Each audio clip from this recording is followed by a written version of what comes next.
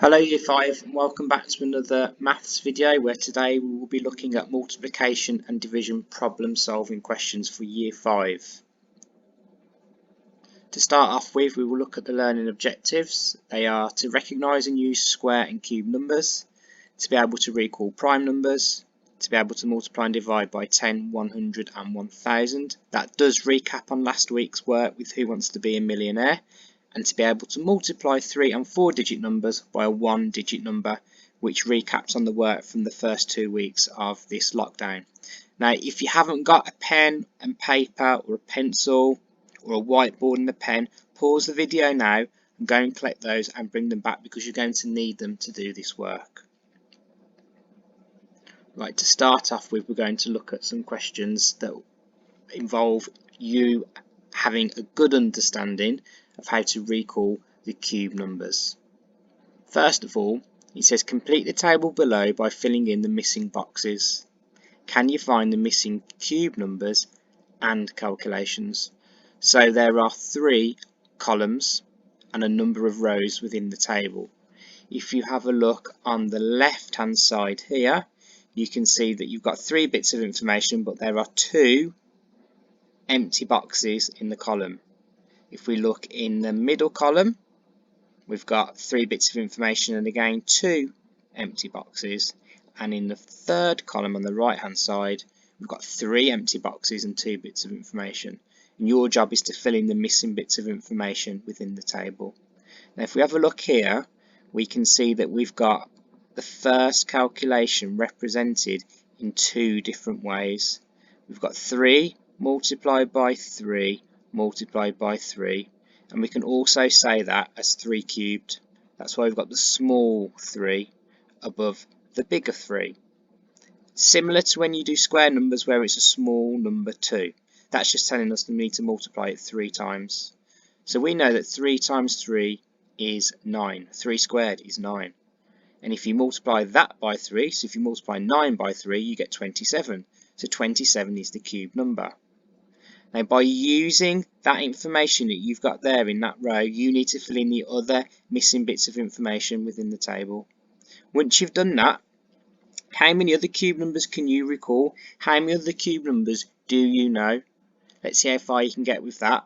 All the way up to 10 multiplied by 10 multiplied by 10. So can you recall all of the cube numbers up to 10 multiplied by 10 multiplied by 10? Get that information down on your whiteboard or on a piece of paper. You can take some photographs of it and then you can send it in to the teachers using the Year 5 email address. So pause the video now and have a go at those questions. Now the next question we're going to look at is a statement from Rosie. It says read the statement from Rosie. Do you agree or disagree with Rosie? Can you explain why you agree or disagree? So there's 2 parts here. You've got to agree or disagree and then give an explanation. So Rosie says 5 cubed is equal to 15. Do you agree with Rosie? Explain your answer. You may agree with Rosie and you will say why you agree with Rosie. You may well disagree with Rosie and you will need to prove why Rosie is not correct.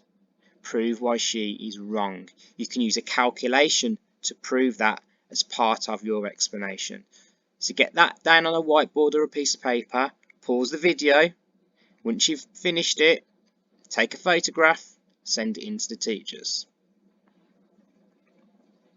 Next question. How many square numbers can you find in the 100 square? So on the board, on the screen, you've got a 100 square in front of you. How many square numbers can you find in that 100 square? Now if you think back to the song Square Number Bashing that you've been singing in class, you may have watched it on the Year 5 page of the maths section as well. You should be able to recall those square numbers, find them on that 100 square and jot them down. Then when you finish that, you've got 2 statements that you need to read, and the answers to those statements will either be always, sometimes or never. So you can only give me the answer always, sometimes or never. So I'll read the first statement to you. In the 100 square, the number that is 1 more than the square number is even. Is that always the case? Is it sometimes the case, or is it never the case? So to answer that question, you need to use that 100 square. So you need to go to the 100 square, and you need to find a number that is one more than a square number. Is that number even? Now, if you've done it once and it's even, you might say, oh yes, it's always the case. But you need to do that for more than one number. So I would look at all of the square numbers within that 100 square and decide whether the number that's one more than it is even. If it's always the case and it always happens, then you're going to pick always. If it happens sometimes but not always, then it's sometimes. If it's never the case, then your answer is never. Then the second statement, in the 100 square, the number that is one more than a square number is a multiple of 5.